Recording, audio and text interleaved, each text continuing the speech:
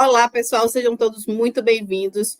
Hoje, nosso tema do GT Talks é autoaplicação da Lei do Bem, e eu quero convidar os nossos especialistas aqui da GT Group, os especialistas da Lei do Bem, Bianca Oliveira e Fábio Rautenburg, para bater esse papo junto com a gente. Sejam muito bem-vindos, Bianca, Fábio. Bia, se apresenta aí para o pessoal, bem rapidinho, por favor. Oi, pessoal, tudo bem? Cristal. Eu sou Bianca Oliveira, sou especialista financeira aqui na GT Group. Eu sou contadora, sou pós-graduanda em gestão tributária pela USP, e a gente vai falar hoje um pouquinho sobre essa segurança de ter uma consultoria especializada. Também aproveitar para agradecer o espaço para disseminar esse conhecimento, para poder trazer ainda mais informação, né? Disseminar bastante informação da Lei do Bem.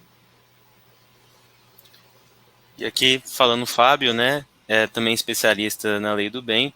Eu já tenho uma formação um pouquinho diferente da Bianca em engenharia de produção, mas já com bastante tempo de experiência nas partes contábeis e fiscais que envolvem a Lei do Bem, além, claro, da parte técnica que a gente sabe que é bastante importante e que a gente cobre aí em todos esses aspectos e que a gente pode falar um pouquinho hoje também.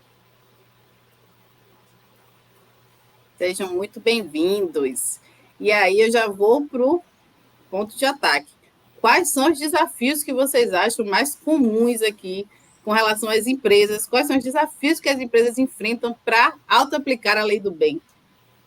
Acredito que o ponto principal para a gente dar início, né, ao projeto é trazer de fato a segurança para que ele não enfrente o problema com a Receita Federal ou com uma reprovação do MCTI.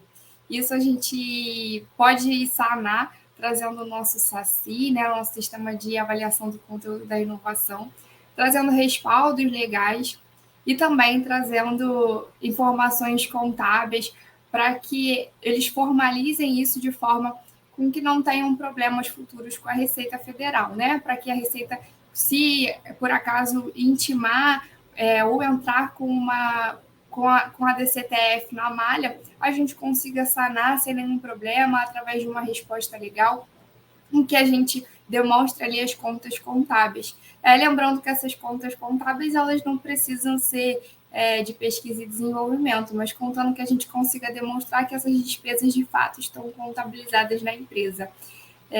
E aí acho que a gente também pode falar um pouquinho sobre os desafios comuns no mapeamento. Aí eu chamo também o Fábio para debater um pouquinho comigo, que a gente tem um pouco de dificuldade para encontrar quais são essas despesas envolvidas, para encontrar os lotes pilotos que normalmente têm uma dificuldade ali na contabilização, né, Fábio?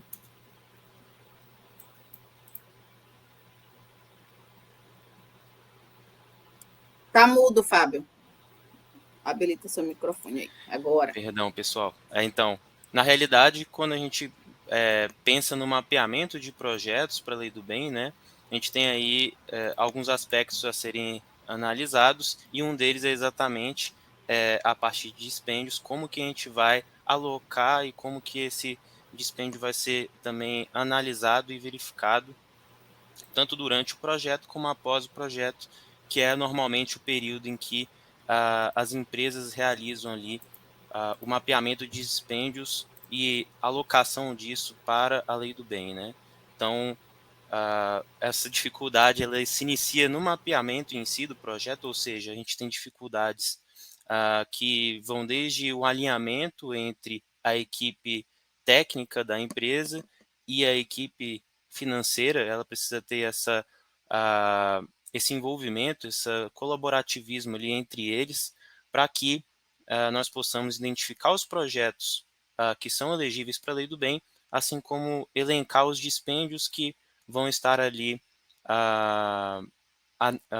assim, ligados a cada um deles, né? Então, como a Bianca comentou, a dificuldade em alguns casos é essa alocação contábil aí, né, em contas contábeis, e é nisso que a gente também auxilia tanto na orientação, né, de iniciar, no momento de iniciar os projetos, em que a gente orienta que sejam separados os custos. Então, dentro ainda do mapeamento de projetos, na parte técnica, a gente verifica que o projeto ele é elegível e na continuidade, né, na medida em que a empresa segue fazendo a lei do bem nos anos seguintes, nos períodos seguintes, a gente passa essa orientação para que seja mais fácil. Obviamente, uma empresa que inicia a lei do bem pela primeira vez, ela vai ter uma dificuldade nesse sentido, e é nisso que entra todo esse ponto de ciclo de inovação dentro da empresa. E aí entra um pouco na parte da dificuldade de documentação, né? Às vezes a nota fiscal está ali perdida, está dentro de um centro de custo que a empresa não conseguiu identificar. Então a gente auxilia exatamente nesse ponto. O GT Group está preparado para auxiliar todas as empresas que começam ali, iniciam esse projeto da Lei do Bem, e também dando segmento, que eu acho que também vai gerando aí outros desafios, né? A autoaplicação, ela tem alguns momentos para ocorrerem, até a Bianca pode até comentar um pouquinho sobre isso depois, mas dentro desses momentos a empresa também pode utilizar a Lei do Bem já dentro do próprio período, que é vamos dizer assim, o mais indicado, até no nosso panorama Lei do Bem, na conversa ali com o secretário do Ministério da Ciência e Tecnologia, houve o comentário de que o Ministério entende que as empresas elas podem e devem utilizar o benefício ali de forma automática e inclusive dentro do período, já para não haver nem necessidade da apropriação posterior, da modificação ali da ECF, enfim, toda a documentação contábil da empresa. Um outro ponto sobre isso, né, que não há um risco aumentado quando a gente faz uma modificação em ECF, mas a tendência é que as empresas utilizem aí dentro do período exatamente para já fazerem ali o caixa relativo ao benefício. A gente percebe muito que quando as empresas elas não utilizam a lei do bem no próprio ano de incentivo, elas têm um certo receio, né? E depois de retificar a ECF, fazer uma perder-comp, então, ou retificar até mesmo a DCTF, quando a empresa é trimestral, e aí a gente entra para atuar depois que já passou o primeiro trimestre, por exemplo, e aí retornar para retificar uma DCTF, a gente percebe um certo receio aí das empresas de voltarem e fazerem essas retificações. Acho que também nesse ponto é válido ressaltar a nossa diferença do mercado e a segurança jurídica e contábil que a gente traz para esse trabalho também, trabalhando com todo esse respaldo.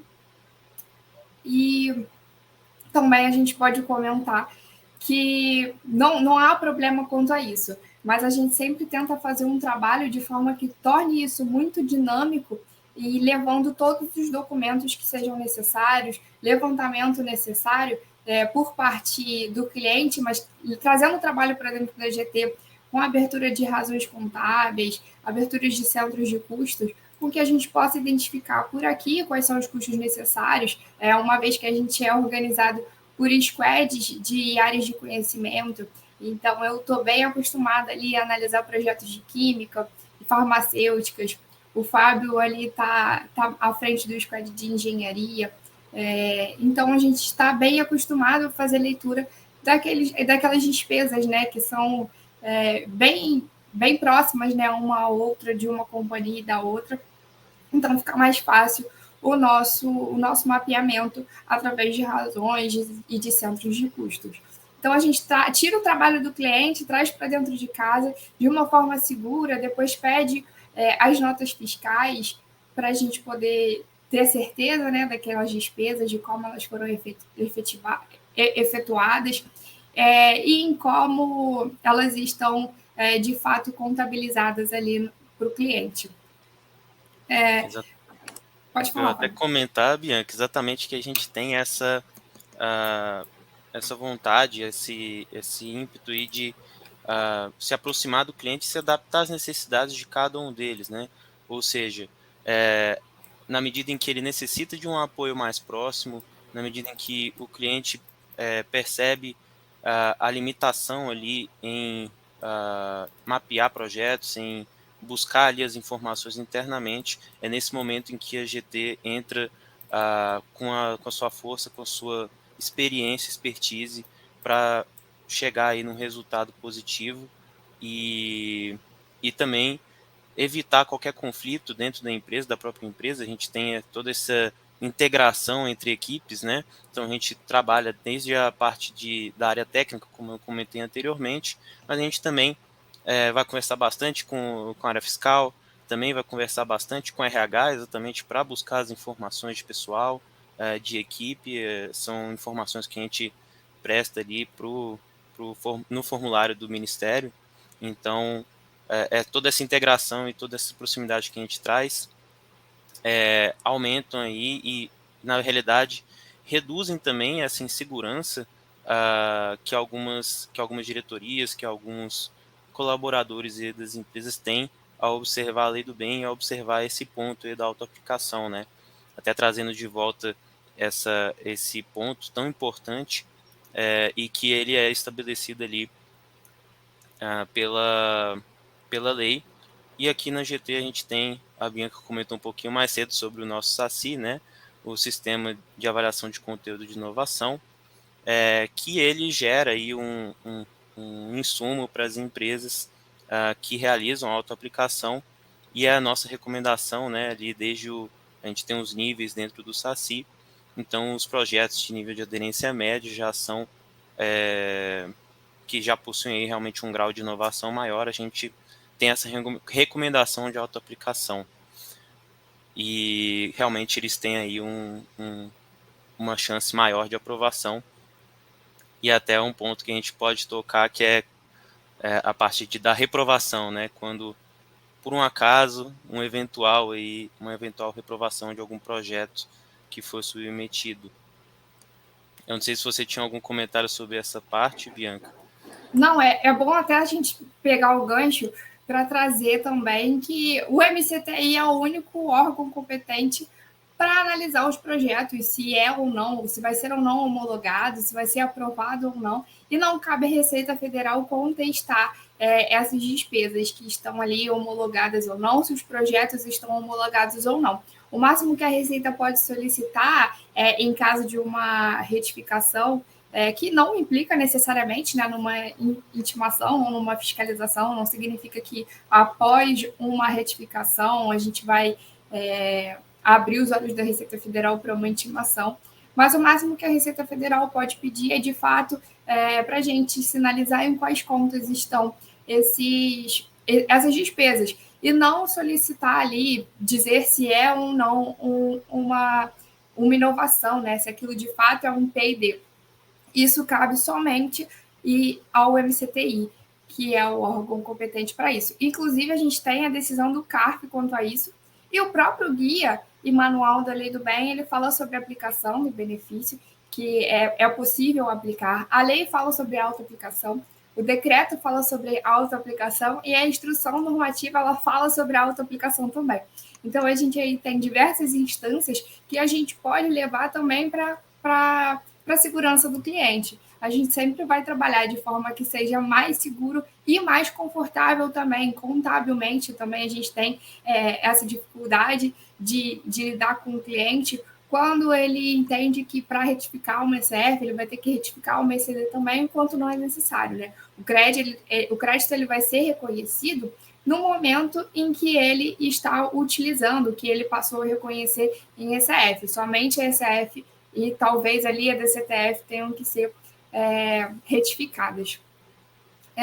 E aí, por isso que também é importante a gente destacar que uma ajuda de especialista, a parceria junto com uma empresa especializada e especialista no assunto é tão importante, né?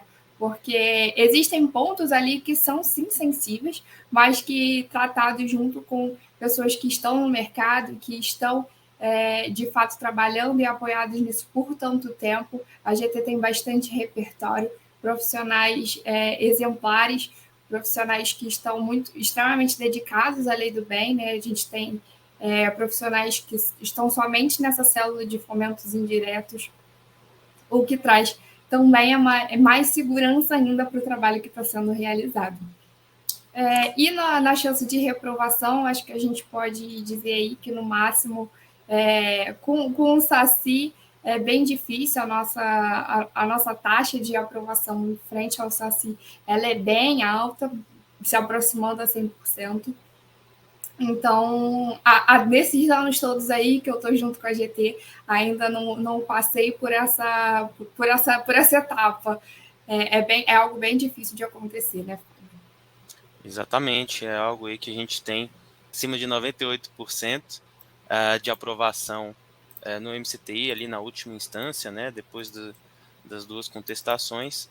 Então, a gente tem aí 98% de aprovação, ou seja, apenas 2% que são casos aí geralmente isolados e, em alguns casos, que também já tinham consciência ali do cliente e consciência que o projeto realmente não tem muita dúvida do que aconteceria, né? Do que é previsto em lei. E uma parte importante é se considerar que outros fomentos, né, eles geram ali algum tipo de multa, algum tipo de previsto, algum tipo de multa, algum tipo de realmente de dificuldade ali quando há alguma reprovação, e então gera aí um maior prejuízo nesses casos, né? Então, na realidade, na lei do bem não é previsto isso, não há previsão legal de uma multa maior do que realmente está ali previsto quando não há o pagamento daquele imposto devido, né? Então, essa parte acho que é importante lembrar. Alguns outros fomentos, por exemplo, o Rota 2030, ele possui aí uma multa aí prevista em relação ao faturamento da empresa, algo que não acontece na lei do bem. E eu queria pontuar e pegar um ponto da fala da Bianca, que ela fala justamente sobre a Receita, e o que eu vejo aqui no mercado são as empresas com medo da Receita Federal. Então, eu queria validar aqui se é mito ou se é verdade, se quando a gente faz a autoaplicação da lei do bem, a gente fica na mira da Receita Federal. As empresas ficam na mira da Receita Federal. É mito ou verdade, Bianca? É mito. A gente tem aí diversas empresas que a gente gerou bases de cálculos altíssimas, né? Bem relevantes, e não foram alvo de Receita Federal. Então, isso é mito, é 100% mito, e a gente pode seguir, não precisa ter medo da Receita Federal. A Receita Federal está aí para apoiar a gente, na verdade. Por mais que ela queira fazer o recolhimento, ela faz o recolhimento quando é de direito. E não sendo um débito da empresa, a empresa não teve que pagar por aquilo. A empresa que faz pesquisa e desenvolvimento, ela está adquirindo conhecimento, ela está trazendo tecnologia para dentro do país. Isso é enriquecedor também para o próprio país, né? Então, por mais que a Receita queira recolher, a empresa ela está recolhendo, mas pelo trabalho, pelo conhecimento que está sendo adquirido, pela tecnologia que está sendo adquirida para o país. Exatamente. Perfeita a colocação. Diga, Fábio. Exatamente. Não, só complementando essa parte da Receita Federal, né, a gente tem aí pouquíssimos casos em que foi efetivamente feito uma fiscalização em cima da lei do bem, né? Geralmente acontece uma fiscalização nas empresas, mas não referente à lei do bem, exatamente por conta desses fatores aí que a Bianca comentou, né? Geralmente essas fiscalizações, elas são realizadas a partir de alguma coisa que foi sinalizada ali de forma equivocada, ou alguma coisa que alertou a Receita Federal. No caso, a lei do bem, historicamente, a gente tem aqui que não é algo que chama atenção, né? Então, até por isso que a Bianca comentou que não há risco. A gente não é algo que vai chamar atenção, vai efetivamente trazer a Receita Federal para dentro da empresa, e de qualquer forma ela está aí para nos auxiliar e para realmente recolher de forma justa os valores aí que são devidos. Agora eu queria trazer um ponto, não sei se de dificuldade para vocês que são especialistas, mas com relação à organização da documentação. Porque no campo da teoria, as empresas deveriam ter essa documentação de forma organizada. Mas isso é verdade na prática? Na prática se consolida essa organização de documentos para apresentação ali, para a autoaplicação da Lei do Bem? Não, na prática isso não acontece. O que acontece é que a gente vai organizando junto com a empresa, a gente vai fazendo um mapeamento ali minucioso, a gente vai buscando as despesas através de reuniões técnicas. Então, os técnicos responsáveis por aquele desenvolvimento vão conversando com a gente, vão falando se teve ou não um serviço de terceiro atrelado, né? Vão falando quais dispêndios eles usaram, e nós vamos fazendo o mapeamento desses custos de forma paralela ali com a equipe técnica, não necessariamente com a equipe de despesas, de custo, contabilidade, controladoria, mas a gente vai fazendo também por parte da equipe técnica. A gente não tem uma metodologia engessada, né? E o que é maravilhoso, porque a gente se adequa a cada realidade da empresa. Então, se for mais fácil fazer esse mapeamento pela contabilidade, a gente faz, e se for mais fácil no caso para a empresa, né, o que gere menos trabalho para a empresa, para o nosso cliente, por parte dos responsáveis técnicos, a gente também adequa a nossa metodologia para que a gente não deixe nenhum dispêndio de fora. E é claro, pode ser que num primeiro ano seja um pouco mais conturbado, mas a gente vai adequando, e os próximos anos a gente vai tornando a cultura de inovação muito mais forte dentro da empresa, né? Então a tendência é que o benefício ele aumente a cada ano. Exato, e essa pergunta da Cristal é muito importante exatamente para a gente relacionar a documentação, né? As empresas perguntam, eu preciso ter uma documentação já completa e separada para a Lei do Bem? Não é necessário, é exatamente para isso que nós estamos aqui, que a Bianca comentou. Na medida em que a empresa precisa de um apoio, um suporte para obter essa documentação, a gente está aí à disposição e sempre apoiando, tanto na coleta como exatamente na organização dessas informações. E aí, uma outra parte, né, que já seria, vamos dizer assim, realmente a reserva ali das informações, como é que vão estar organizadas. Nesse caso, a gente tem uma metodologia bem definida, que são as documentações finais que a gente apresenta tanto ao cliente e como à Receita Federal, né, em caso de fiscalização, e também a organização de documentações que a gente também apresenta ao Ministério da Ciência, Tecnologia e Informação. Então, tudo isso é importante e a gente segue fazendo exatamente dessa maneira, vamos dizer assim, se adaptando aí às necessidades e vamos dizer assim, não somente as necessidades, mas prevendo aí o que o cliente precisa, se ele precisa de uma informação extra sobre aquele dispêndio, sobre aquele projeto, a gente também a gente consegue adaptar os nossos controles para que a gente tenha a maior parte dessas informações já consolidadas em um único documento. Também a gente pode fazer documentos específicos, então é algo já histórico dentro do GT Group seguir dessa maneira. E no caso de reprovação, o que é que acontece? A empresa fez lá tudo direitinho, a gente teve um score indicado para autoaplicação, mas aconteceu de, por algum ponto ali no projeto, o MCTI reprovou. Qual é o impacto disso para a empresa?